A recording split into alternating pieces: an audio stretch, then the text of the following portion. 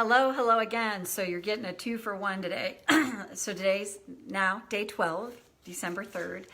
And I wanted to tap on worrying. And some of you know this story if you've been around any length of time. And I think I'm about to sneeze. So you get the real thing here. Is my maiden name, which I always think is funny, maiden name, Wortman, W-O-R-T-M-A-N. And my nickname growing up was Worry Wortman. Hey, Amitsa. Great to see you. I love all your Facebook stuff. You live a very lively, colorful life. I love it.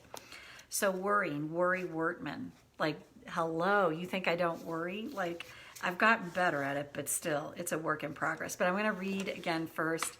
And again, this is it after a week in bed. Hey, Kathy, great to see you. What, you have like a movie star name, Kathy Macbeth Mitchell. It's very cool. So I love it, Amitsa and Kathy. So let me read out of this book and then we're gonna tap on worrying. And so you ladies know I just did day 11 right before this on saying no. Because I missed yesterday because I've been in bed. And so today it's a 2-for-1 deal and this is it. So December 3rd, so read this, but then we're gonna tap. Why worry? Please. What is meant for you is always meant to find you. Indian poet Saint Lashara. So hopefully I said that right. Easy to say, harder to practice, especially when I've been wired to worry. Since the ego, the inner bully, is hell-bent on feeding me all the information and evidence as to why things won't work out. To tell myself is simply not to worry. To tell myself to simply not worry probably won't land for me. I could feel worse about myself because I do worry. So my worry needs to be attended to.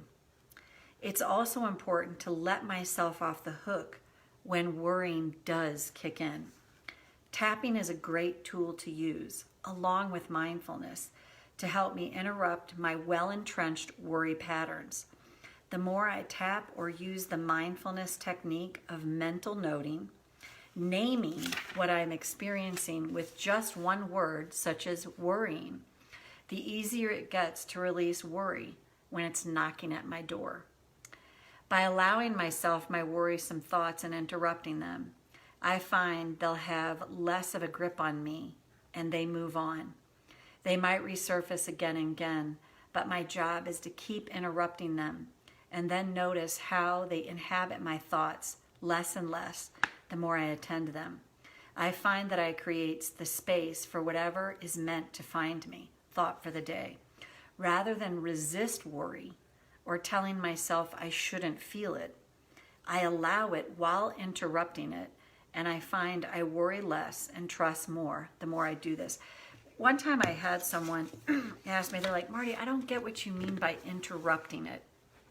So just to explain that, tapping's a great interrupter. Mindfulness meditation, mental noting, worrying, suffering, frightened. That's mental noting. It's just using one word to name what you're aware of in your mind. And that's interrupting a thought pattern, because the more we're thinking a thought without any interruption, the more it's programming ourselves for more thoughts like that. So when you interrupt the stream of momentum, it's like putting scratches on the old vinyl albums that they had when I was a kid, that it's like, the pattern's never gonna sound the same. And the more you do that, the more you're starting to shift your cellular biology, thus your physiology. And you'll notice the progression is, wow, I'm just a little less worried. I'm not so worried. Like, you might still be worrying a lot, but if you're 1% less worrying, that's huge. That's why often I personally feel, again, like the personal development world, not all of it, but in it, it does a disservice to us, because it's just, with the pithy quotes and the sayings that are like, let go, let God, and, why worry? What's meant for you will come. Well, great, but how? How do I stop worrying when my physiology is wired to worry? That's what I find is missing in a lot of that, is the how of it. Okay, great. You're telling me to stop worrying. Duh. Guess I would have stopped worrying if I could by now. So when you start to realize I can't stop the thoughts, but I can interrupt them using tapping or mental noting or even watching a cute video on YouTube or something to interrupt that pattern of thinking. And the more consistently you do that, the easier it's going to get over time. And again, to notice the progression is you are moving in the right direction if you're like, I'm like 1% less worried about this. I always said this when I used to do Bikram yoga. I would go into class and I'd go weeks and I'm like, I'm just in this, I'm not making progress. I'm just in the same place. And all of a sudden it felt like, I swear to God, I got in that position like 1/8 of an inch or a centimeter farther than I did before. And I made that a win.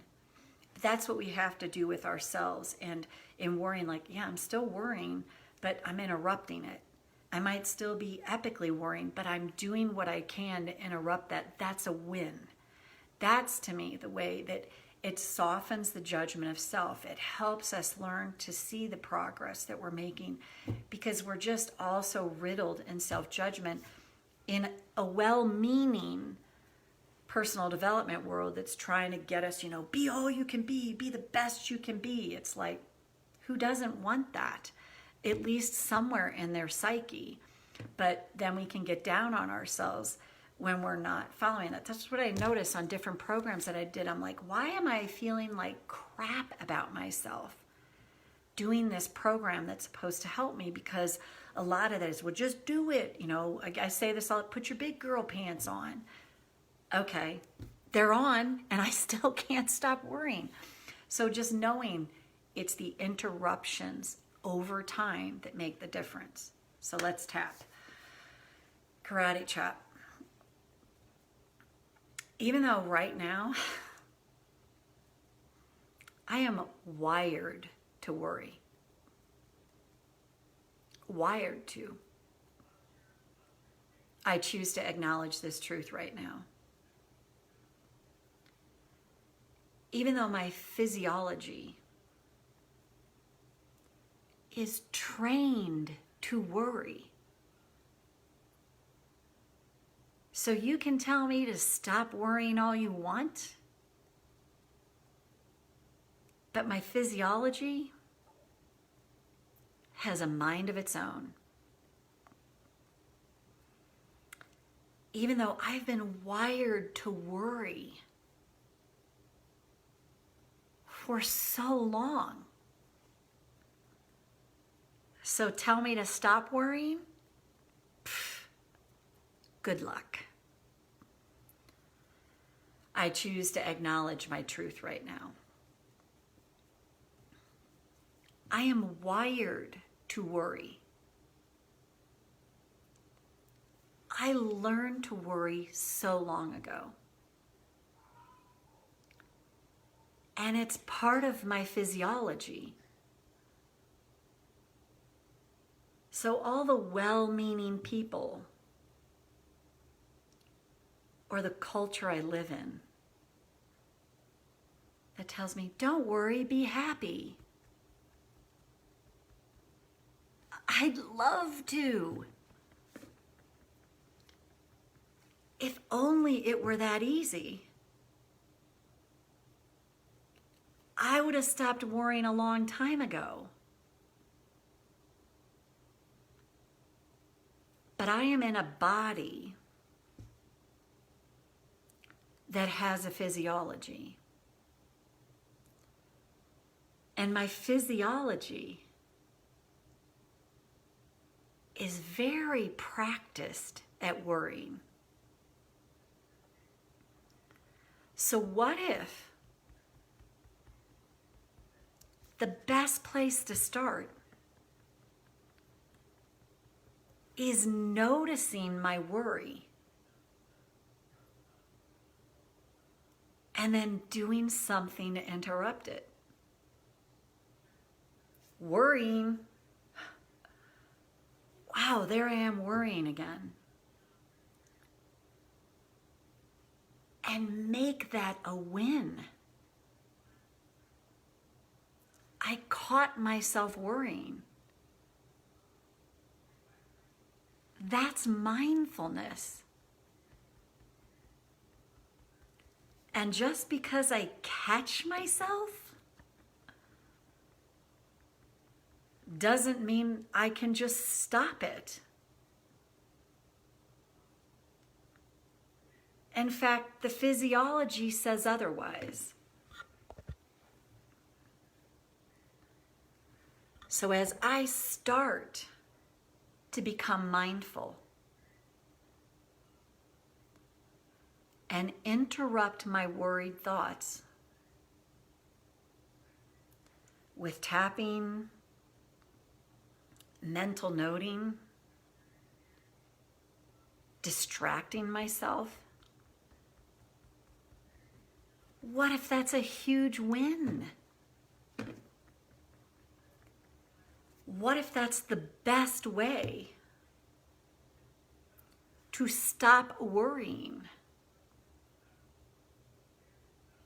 Is to notice it and interrupt it. And what if that helps me to be nicer to myself instead of judging myself? Oh God, I'm worrying again. Newsflash. Of course I'm worrying. Because I was wired to worry a long time ago. So I can set the intention now to notice the worry and catch myself talking to myself. You should stop this. Yeah. And what if I might have to remind myself hundreds, thousands of times, I'm worrying again. But the more I catch myself in the act and interrupt it, over time, I am literally changing my physiology, changing my cellular biology by interrupting these patterns of thought. And then the day will come where I notice, I'm not so worried about this. And that is a huge win. So take a breath. So again, noticing all those little wins. You know what? I'm still worried. And in fact, my worry might have elevated, but I'm aware of it. And I talked about this on one of the other videos. It's Jung talked about conscious suffering. So conscious suffering is being aware of our worry, our despair, our fear, the awareness of it. I never had a term for it before, but I used to say this, when you first start tapping, sometimes people are like, I think I'm getting worse because I just am feeling so many emotions. It's actually that the subconscious is now conscious. So you're seeing it. So you can go through that period of conscious suffering with anything. But it's showing, wow, I am aware now. I am awake to what's happening within me. And the beauty of that, like I said the other day, the trigger is good because the trigger is showing us the roadmap on what's in me that I need to attend to. So when you catch the first step is, wow, I'm worrying again. Okay, worrying, or wow, there I am, worrying again. You don't have to sit down for 45 minutes, 30 minutes. Just even consistent little interruptions like that are huge. That's why I love mental noting too, because if you're out and about or with other people and you notice it, it's like worrying, you can just say that. And being aware of what's happening is mindfulness. But a lot of times it's like, oh, I'm aware, so I should stop it. Good luck. So it's just a gentler, kinder approach instead of like, I'm going to push through it. I'm going to stop myself from worrying. I don't know about you. I'm 59.